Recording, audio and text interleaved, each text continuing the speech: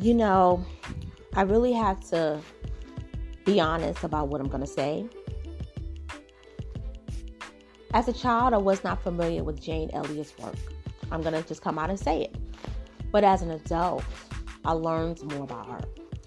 And I will say that when it comes to the experiment that she did, which is known as the blue eyes, brown eyes exercise, I thought that was really interesting that she brought it to white students, particularly the very day after Dr. King was assassinated. And the media became very interested about her and the experiment. She has gone on to become an anti-racism activist and a diversity educator. When before that day of Dr. King's assassination, she was a teacher. She was a teacher.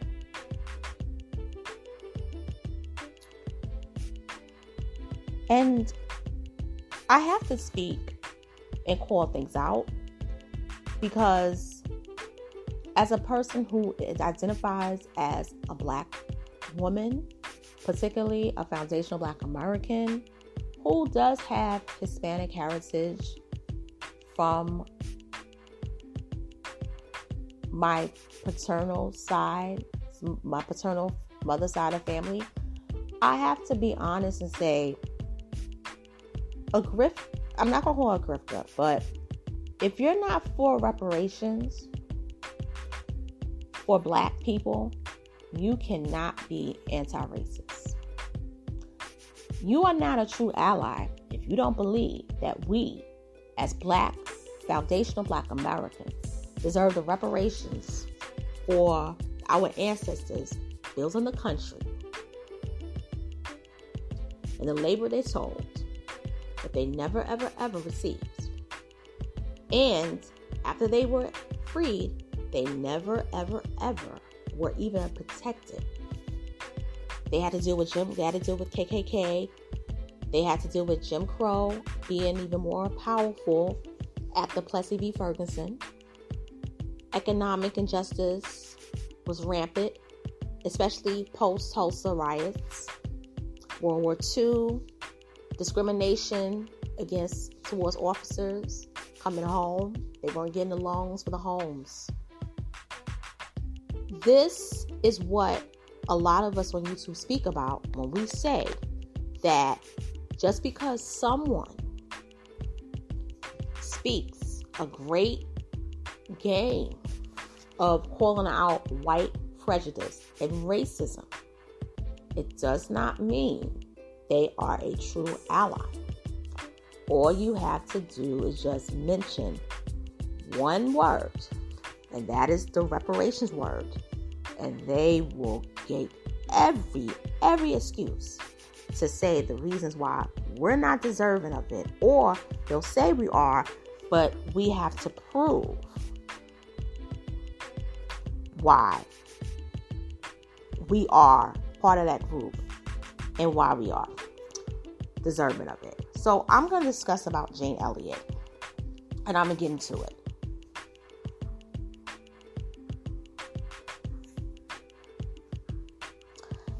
Hey everyone, it's your girl, Miss Ann Little Cole.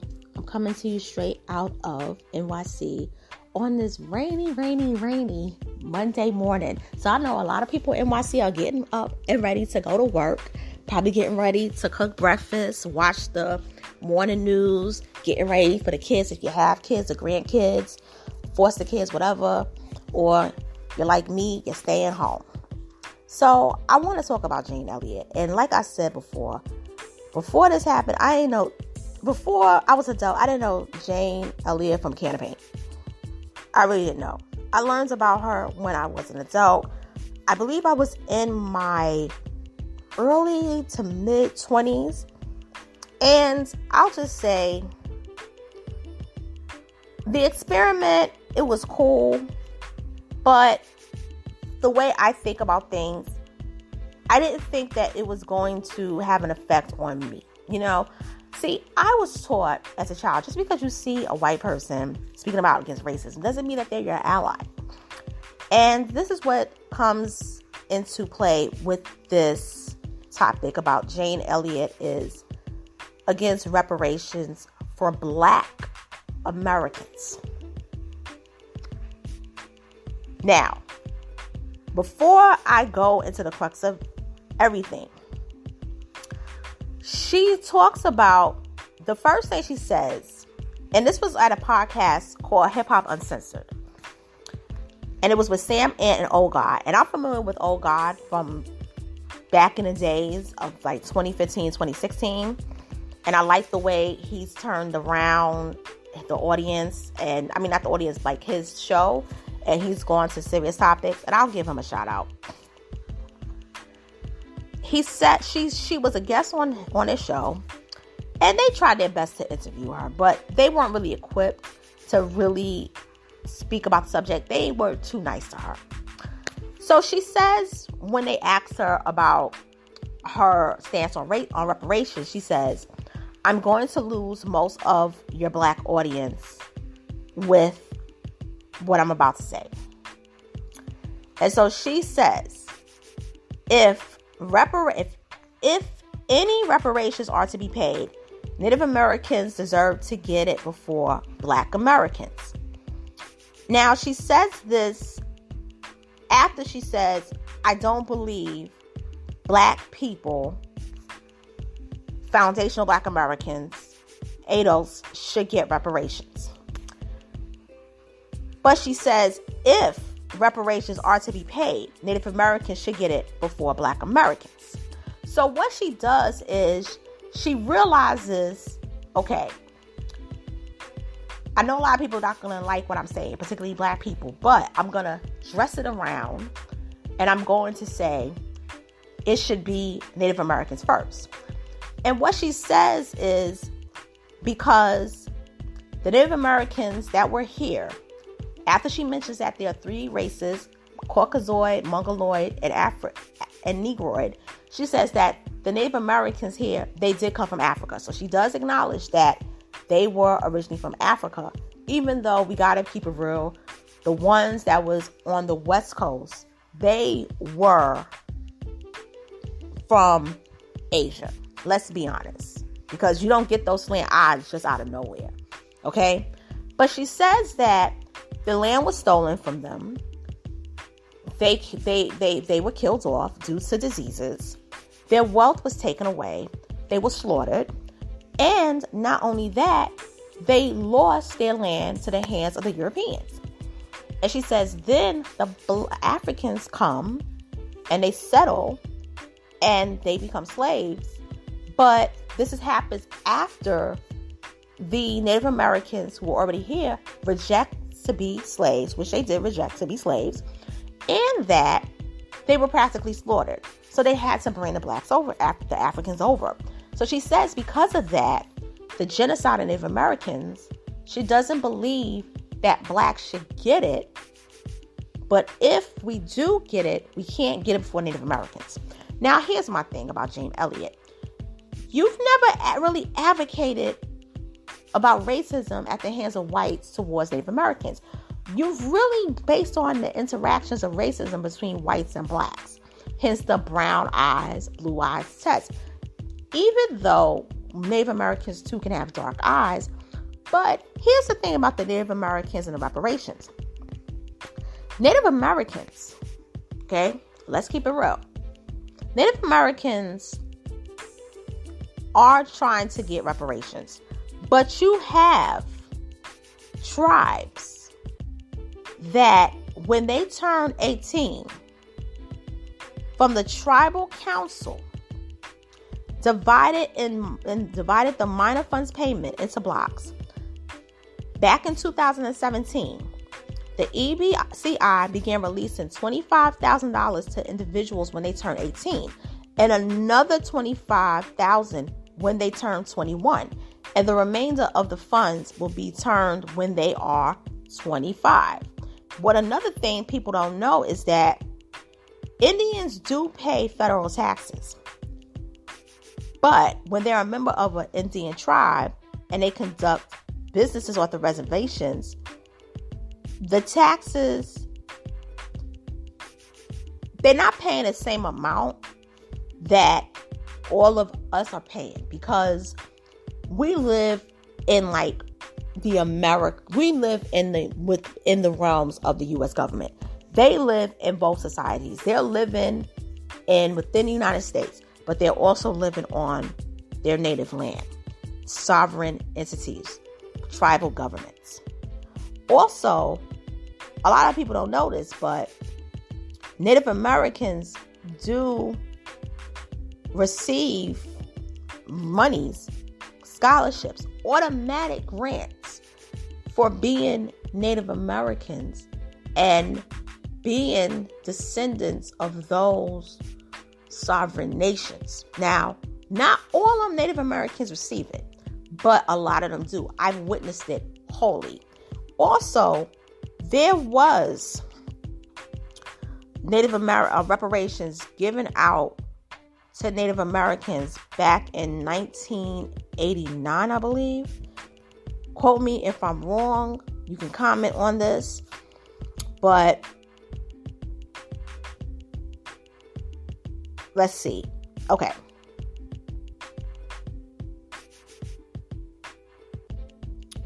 Hold on for a second. Okay, so back in 1920s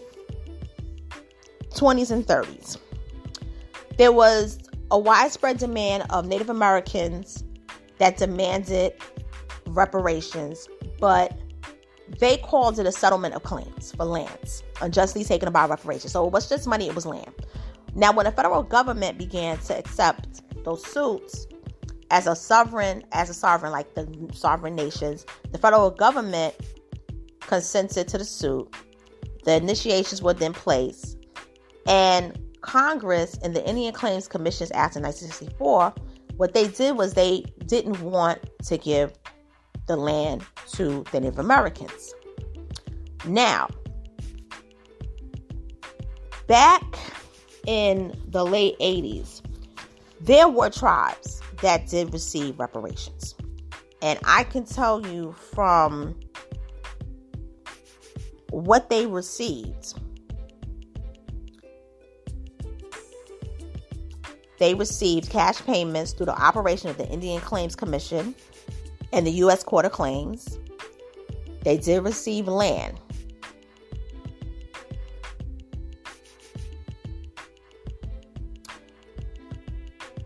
Through an occasional action of Congress to return control over land to particular tribes, and 3, tribal recognition by either Congress or the Bureau of Indian Affairs.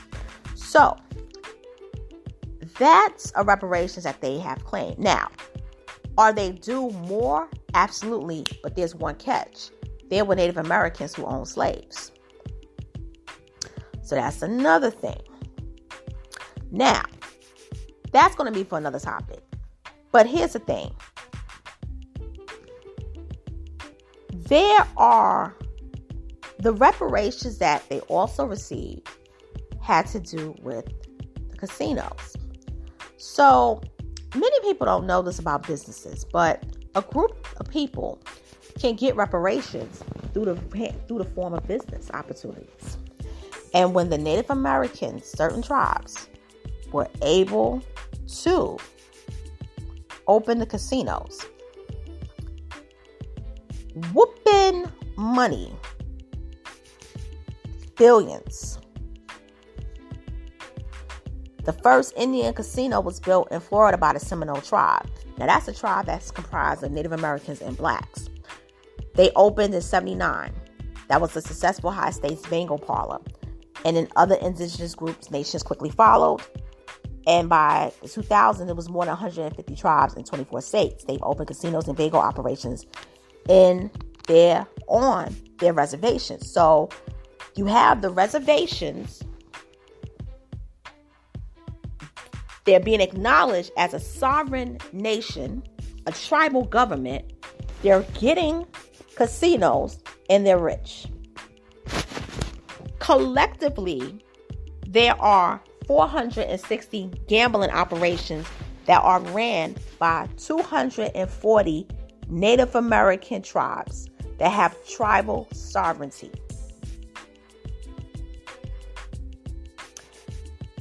And they have a total annual revenue of $27 billion. Okay? And their gaming businesses is comprised of casinos, bingo halls, and other gambling operations on the Indian reservations or other tribal lands in the United States. And because these areas have tribal sovereignty, the United States, okay, and the states have limited ability to forbid gaming there. So, in other words, there aren't any regulations like there are in Las Vegas, like there are in Reno, Atlantic City, the Mississippi casinos, okay?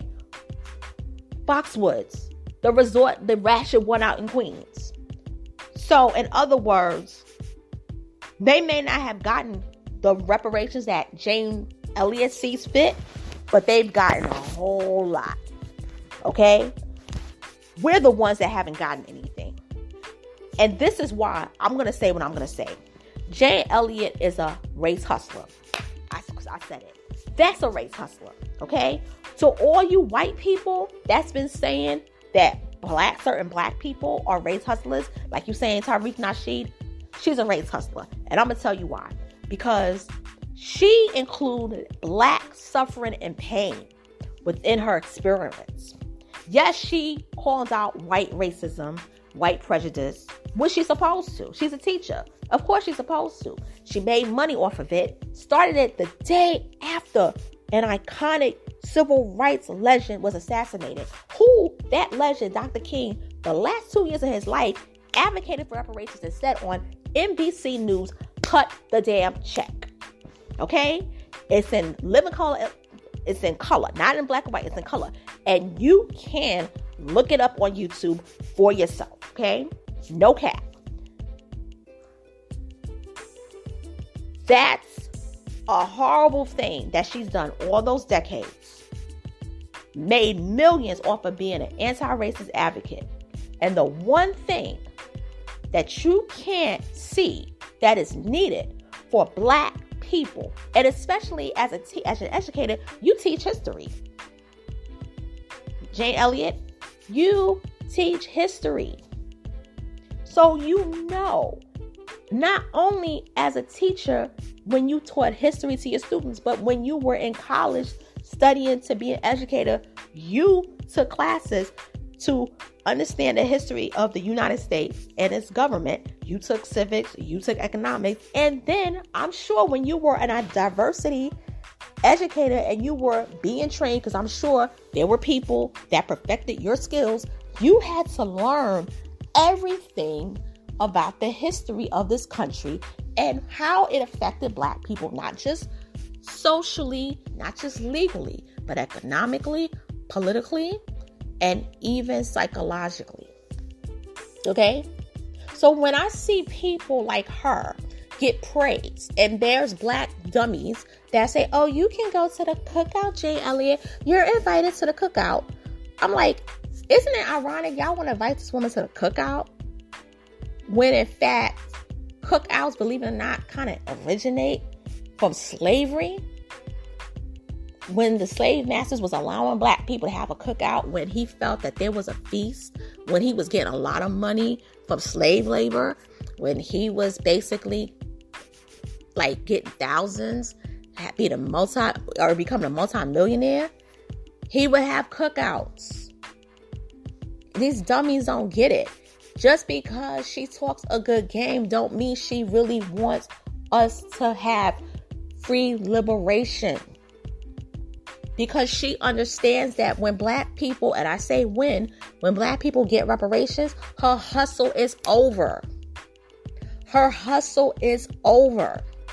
Jane Elliott would not be able to survive as a diversity educator and an anti-racist with a world where blacks are given reparations, and not just a one-time check, but with the same opportunities and the same resources that the Native Americans have since gotten the last 40 years. She knows this. And then this is what ticked me off. On Hip Hop Uncensored, the man SamAnt asked her, how would you basically do the process of granting blacks reparations? She said, well, they will have to prove that their ancestors came here during slavery. Now, I agree with what she said with that, because me and my family speak about that a lot. But here's the catch. She's saying, when he said, well, how would you agree? How would you prove it? Well, she said, well, it would be with records. So then SamAnt asks her, well, do you know that a lot of family records have been destroyed? Since you're mentioning that they would have to prove it, that they were enslaved on a certain plantation, they were enslaved and on this land in this state, many records have been destroyed. Then she said, well, then I don't know what to tell you. In other words, I don't give a damn about your reparations claim, because that's not what I'm here for, because that's going to mess up my hustle. Okay? But here's where they got it wrong.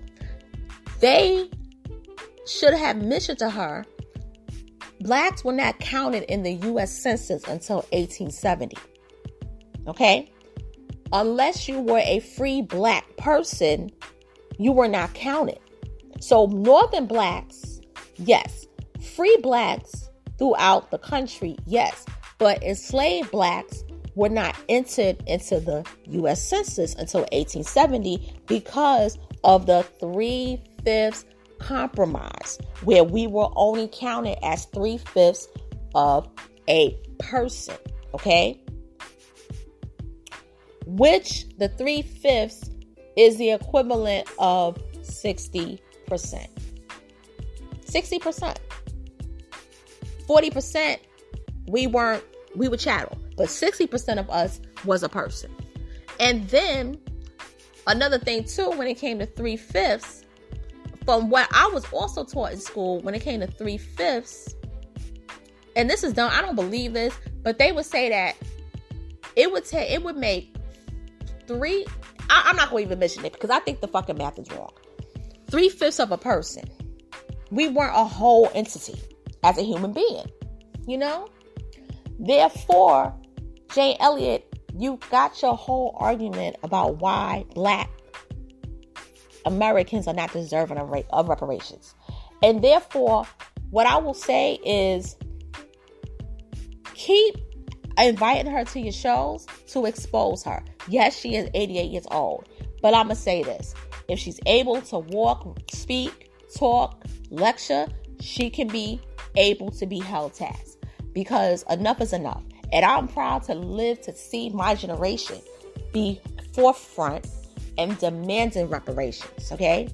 And not just saying cut the check. We want the whole package, just like everybody else and more, because without our labor, our ancestors' labor, and those that was after, who continued to build this country into being an industrial superpower that it became, because without us being the backbone, America would not have been able to fight the wars that they fought to be able to conquer the rest of the world that they did achieve to do.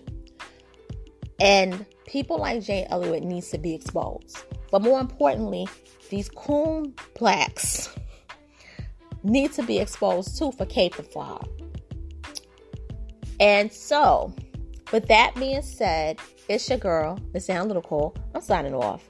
I'm live on Speaker with this podcast, so it's going to be up not just on Speaker, but I'm also live on Anchor, as well as, of course, YouTube.